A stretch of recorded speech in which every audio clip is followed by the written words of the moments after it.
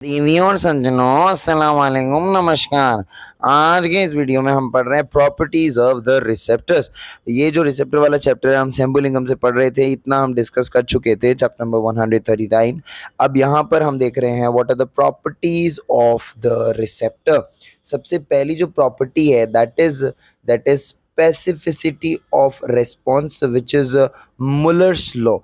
तो ये क्या होता है स्पेसिफिसिटी ऑफ रिस्पॉन्स? देखिए, आप याद रखिए, स्पेसिफिक होते हैं ये रिसेप्टर्स। मतलब जो, जैसे सपोज जो पेन रिसेप्टर्स होते हैं वो पेन को ही रिस्पॉन्स देंगे। जैसे जो हमारे टेम्परेचर के लिए रिसेप्टर्स होते हैं तो वो टेम्परेचर सेंसेशंस को रिस्पॉन्ड करेंगे। तो स्पेसिफिसिटी ऑफ रेस्पॉन्स और Muller's law refers to the response given by a particular type of receptor to a specific sensation. Okay, मतलब एक पर्टिकुलर टाइप का रिसेप्टर एक स्पेसिफिक सेंसेशन को किस तरीके से क्या बोलते हैं उसको, रेस्पॉन्स करता है। ठीक है, फॉर एग्जाम्पल पेन रिसेप्टर जो होते हैं हमारे पास, pain receptors give response only to the pain sensation. Okay, and then we have this temperature receptor receptor give response to only temperature sensations, and in addition each type of sensation depends upon the part of the brain in which the fibers terminate. Specificity of response is also known as Muller's doctrine of specific nerve energies. That's it, बहुत easy है। Main आपको property का नाम याद होना चाहिए और property क्या होती है वो पता होना चाहिए। दूसरे नंबर पे व्हाट इज अडेप्टेशन और सेंसरी अडेप्टेशन। तो अडेप्टेशन क्या होता है? It is a decline in the discharge of the sensory impulses when a receptor is stimulated continuously with a constant strength. मतलब एक कांस्टेंट स्ट्रेंथ के साथ जब हम लोग रिसेप्टर को कंटिन्यूअसली स्टिमुलेट करते रहेंगे कांस्टेंट स्ट्रेंथ के साथ, तब सेंसरी इंपल्सेस का जो डिस्चार्ज है वो उस रिसेप्टर में क्या हो जाएगा? डिक्रीज हो जाएगा, डिक्लाइन होगा। इसको हम कहते हैं अडेप्टेशन। मतलब कि भाई अगर लंबे कंटिन्यूसली टाइम के लिए आप कांस्टेंट स्ट्रेंथ का स्टिमुलस लगाते रहोगे आप रिसेप्टर पे, तो फिर वो भाई रेस्पॉन्ड करना बंद कर देगा। तो इसलिए आदमी को ज्यादा भाव नहीं देना चाहिए, जितना वो डिजर्व करता हो, जितनी उसकी औकात को, उसके हिसाब से उसको इंपॉर्टेंस दो। जब आप इंपॉर्टेंस बढ़ा दोगे, जब आप ज्यादा उसको ज्यादा स्ट्रेंथ में ज्यादा एफर्ट्स करने लगोगे, तो वो क्या हो जाएगा? उसमें से सेंसरी डिस्चार्ज ही कम हो जाएगा। ठीक है, ये जो प्रॉपर्टी है इसको हम लोग सेंसरी अडेप्टेशन, और एक नाम और होता है, इसको हम कहते हैं डीसेंसिटाइजेशन। क्या कहते हैं इसको? हम लोग डीसेंसिटाइजेशन भी कहते हैं कई लोग। अब depending upon the adaptation time, receptor को हम लोग दो पार्ट्स में डिवाइड करते हैं, एक तो फेजिक रिसेप्टर और एक टॉनिक रिसेप्टर। भाई ये फेजिक रिसेप्टर क्या होते हैं? जो कि बहुत ही ज्यादा रैपिडली अडेप्ट हो जाते हैं चीजों से। मतलब जैसे टच और प्रेशर रिसेप्टर्स होते हैं, ये फेजिक रिसेप्टर्स होते हैं, ये जल्दी अडेप्ट कर जाते हैं। मतलब बहुत जल्दी से अगर हम लाइक देखो व्हाट इज अडेप्टेशन की, अगर हम लोग कांस्टेंट स्ट्रेंथ का स्टिमुलस कंटिन्यूअसली अप्लाई करते रहेंगे रिसेप्टर पे, तो उसमें जो डिस्चार्ज का रेट है, डिस्चार्जिंग इंपल्सेस का जो रेट है वो डिक्लाइन हो जाएगा। सो दिस इज अडेप्टेशन। तो अडेप्टेशन जिन रिसेप्टर्स में जल्दी हो जाता है कम टाइम में, वो फेजिक रिसेप्टर्स हैं, है ना, अडेप्टेड रैपिडली। और जो टॉनिक रिसेप्टर्स होते हैं वो स्लोली अडेप्ट करते हैं। ठीक है, टॉनिक रिसेप्टर्स के एग्जांपल हो गए मसल स्पिंडल, पेन रिसेप्टर्स और कोल्ड रिसेप्टर्स। ये है टॉनिक रिसेप्टर, पेन, कोल्ड और मसल स्पिंडल। ठीक है, अब response to increase in strength of stimulus. Now एक हमारे पास होता है Weber Fechner's law. Weber Fechner's law ये क्या होता है? देखो, आपका प्रॉपर्टी का नाम ही है, बहुत सिंप्लीफाइड है ना। देखो, response to increase in strength of stimulus. देखो, जब if the response given by the stimulus is to be doubled, the strength of the stimulus must be increased 100 times. मतलब अगर हमें रेस्पॉन्स को डबल करना है तो हमें स्ट्रेंथ ऑफ स्टिमुलस को 100 गुना करना पड़ेगा, तब जाके बात बनेगी। इस फिनोमिना को ही हम वेबर फैचनर्स लॉ कहते हैं। ठीक है, which states that intensity of response or sensation of a receptor is directly proportional to the logarithmic increase in the intensity of stimulus। देखो यहाँ पे लिखा हुआ है द इंटेंसिटी ऑफ रेस्पॉन्स यहाँ पे फॉर्मूले में है R. Intensity of response of receptor किसके डायरेक्टली प्रोपोर्शनल है, के तो कांस्टेंट आ गया तो हमने इक्वल लिख दिया, तो किसके डायरेक्टली प्रोपोर्शनल है, लॉगरिथमिक या फिर log of the intensity of stimulus. S is what, S is the intensity of stimulus, ठीक है। So this is very easy, Weber Fechner's law. उसके बाद में सेंसरी ट्रांसडक्शन। ट्रांसडक्शन का मतलब वही आपको पता है कि डिफरेंट फॉर्म्स ऑफ एनर्जी को कन्वर्ट करना इलेक्ट्रिकल एनर्जी में एक्शन पोटेंशियल की फॉर्म में, ठीक है। This is called what, transduction और सेंसरी ट्रांसडक्शन।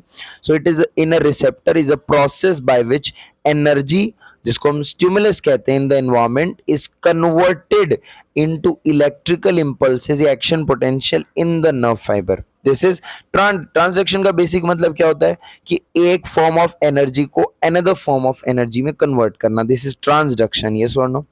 तो जब हम बोलेंगे कि भाई जब एक रिसेप्टर को स्टिमुलेट किया जाता है तो ये क्या करेगा, जैसे हम लोग एक रिसेप्टर को स्टिमुलेट करेंगे वो सेंसरी इंफॉर्मेशन सेंड करेगा स्टिमुलस के बारे में, किसको, सेंट्रल नर्वस सिस्टम को, सीएनएस को।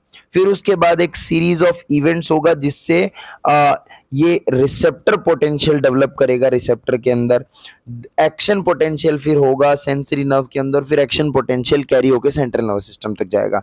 जैसे ही रिसेप्टर को स्टिमुलेट किया गया तो रिसेप्टर पोटेंशियल जनरेट होगा पहले रिसेप्टर सेल्स में, उसके बाद एक्शन पोटेंशियल जनरेट होगा सेंसरी नर्व में, उसके बाद वो सिग्नल कहाँ प्रोपेगेट होगा, पहुंचेगा कहाँ पर, एक्शन पोटेंशियल ट्रेवल करके जाएगा सीएनएस में।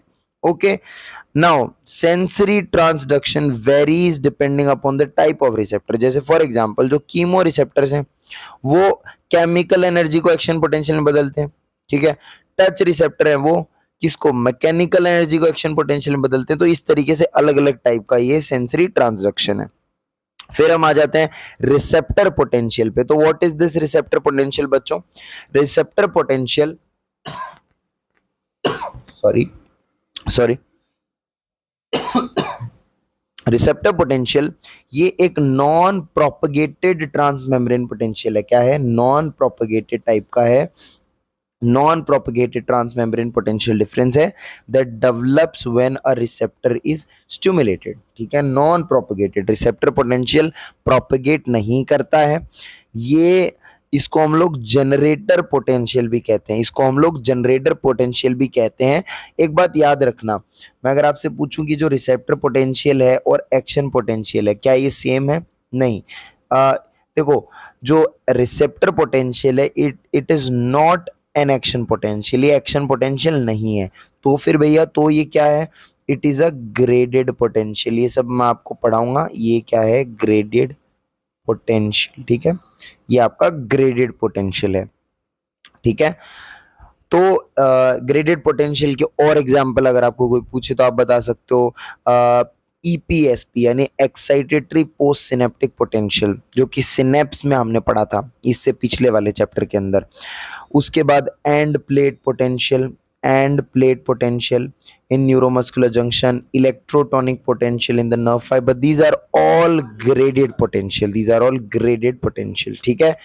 रिसेप्टर पोटेंशियल बहुत ही शॉर्ट लिव्ड होता है, नॉन प्रोपगेट कर मतलब नॉन प्रोपगेटिव होता है, इसको हम लोग ट्रांजिएंट रिसेप्टर पोटेंशियल भी कहते हैं। क्या कहते हैं, ट्रांजिएंट रिसेप्टर पोटेंशियल भी कहते हैं हम।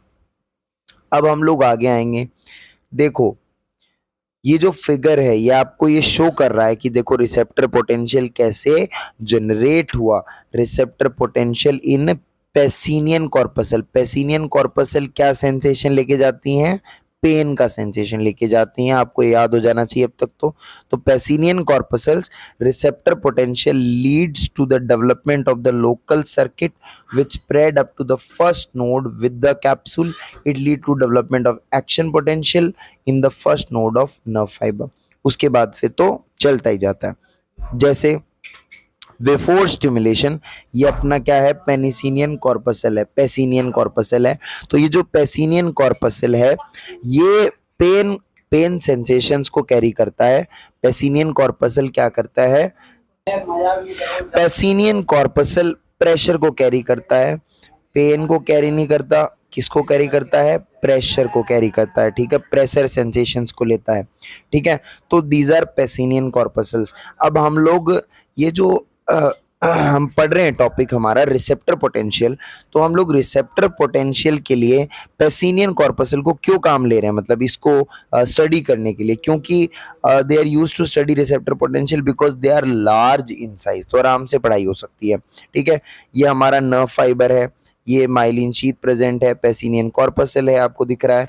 अब देखो बाहर तो पॉजिटिव चार्ज ज्यादा होता है, अंदर नेगेटिव चार्ज ज्यादा होता है, बाहर पॉजिटिव है, देखो positive positive positive positive. After stimulation what happens, अचानक से रिसेप्टर पोटेंशियल डेवलप होगा तो क्या होगा, अंदर पॉजिटिव चार्ज डेवलप हो जाएगा और बाहर नेगेटिव होगा। अब ये जो डिफरेंस बना है इसकी वजह से करंट फ्लो करेगा ऐसे, मतलब लाइक ये फर्स्ट नोड ऑफ रेनवियर पे यहाँ पर एक्शन पोटेंशियल जनरेट होगा। सबसे पहले देखो लोकल सर्किट करंट बना है, देन यहाँ पर एक्शन पोटेंशियल डेवलप होगा, एक्शन पोटेंशियल डेवलप हो गया है। तो what are properties of the receptor potential, सबसे पहले रिसेप्टर पोटेंशियल नॉन प्रोपगेटिव होता है, ठीक है, it is confined within the receptors itself and does not obey all or none law। Significance क्या है, जब रिसेप्टर पोटेंशियल भाई सिग्निफिकेंटली अगर स्ट्रॉन्ग होगा, जब उसका मैग्नीट्यूड अबाउट 10 मिलीवोल्ट होगा, उस केस में एक्शन पोटेंशियल डेवलप हो जाएगा सेंसरी नर्व के अंदर। Mechanism of development of the receptor potential, देखो यहाँ पर आपको मैकेनिज्म आएगी, ये देखो, ये आपको थ्योरी पढ़ने की जरूरत नहीं है, आप डायरेक्टली यहाँ आएंगे। जैसे प्रेशर स्टिमुलस आया, पेसिनियन कॉर्पसल में कंप्रेशन हुआ, elongation or change in shape of the Pacinian corpuscle, then deformation of the center core fiber, then opening of the mechanically gated sodium channel, sodium channels open हो जाएंगे जो mechanically gated sodium channels हैं। उसके बाद में mechanically gated sodium channels open हो जाएंगे, उसके बाद में सोडियम आयंस एंटर करने लगेंगे इनटू द कोर फाइबर। तो इसकी वजह से रिसेप्टर पोटेंशियल डेवलप हो जाएगा, सोडियम अंदर आएगा ना, बाहर तो क्या हो जाएगा, नेगेटिव चार्ज डेवलप हो जाएगा, अंदर पॉजिटिव आ जाएगा, ठीक है। रिसेप्टर पोटेंशियल डेवलप हो जाएगा, local circuit current flow develop होगा। उसके बाद लोकल सर्किट करंट फ्लो जो होगा वो फर्स्ट नोड रेनवियर तक पहुंचेगा। फर्स्ट नोड ऑफ रेनवियर पे पहुंचने के बाद में voltage gated sodium channels open होंगे in the first node of Ranvier, first node of Ranvier. उसके बाद में there will be generation of the action potential in the nerve fiber, there will be generation of the action potential in the nerve fiber, that's it, बहुत easy है। आगे बढ़ते हैं, generation of the action potential in nerve fibre, इसके बारे में discuss कर चुके हैं। अब देखते हैं हम लोग law of projection.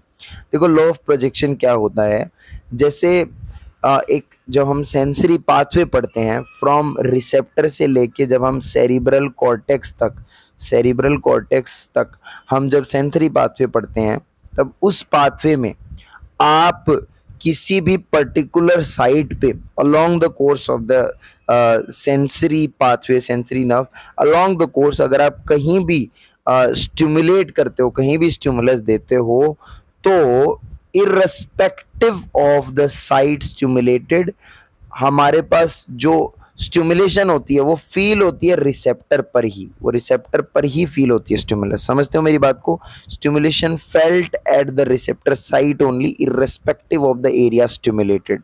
Okay, this is law of projection. Example देखिए, सबसे बढ़िया और सबसे नॉर्मल एग्जाम्पल जो हम देखते हैं वो होता है हमारा Phantom limb. What is this Phantom limb, कटा हुआ पैर। जैसे जब किसी का एम्पुटेशन हो जाता है ना पेशेंट्स में, जिनमें उनमें लाइक आफ्टर द लाइक जैसे पैर रिमूव कर दिया काट करके, ठीक है, कट एंड हील हो जाते हैं, स्कार फॉर्मेशन हो जाता है, ठीक है।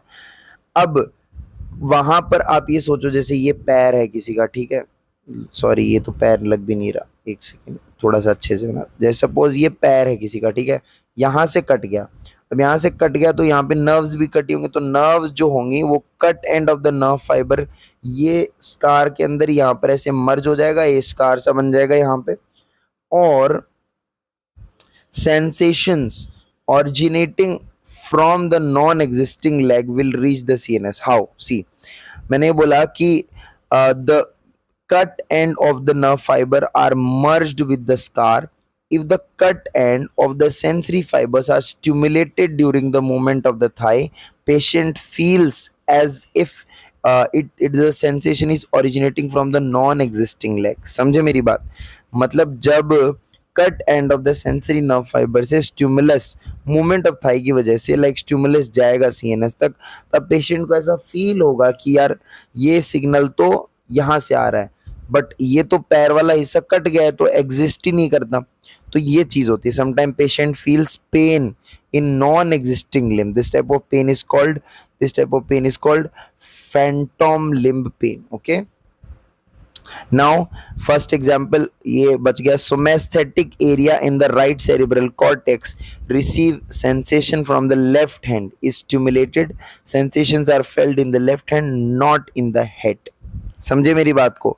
सेंसरी सोमेस्थेटिक एरिया होता है ना राइट सेरिब्रल कॉर्टेक्स में, वो एक्चुअली हमारा राइट हैंड से स्टिमुलस लेके आता है। तो अगर आप सोमेस्थेटिक एरिया में अगर आप कोई स्टिमुलस दोगे, मतलब उसके आसपास उस पाथवे में, तो सेंसेशन आपको लेफ्ट हैंड पे फील होगी, ठीक है, at the site of receptor, क्योंकि लेफ्ट हैंड से सेंसेशन लेके आ रहा है तो रिसेप्टर कहाँ पे? लेफ्ट हैंड पे।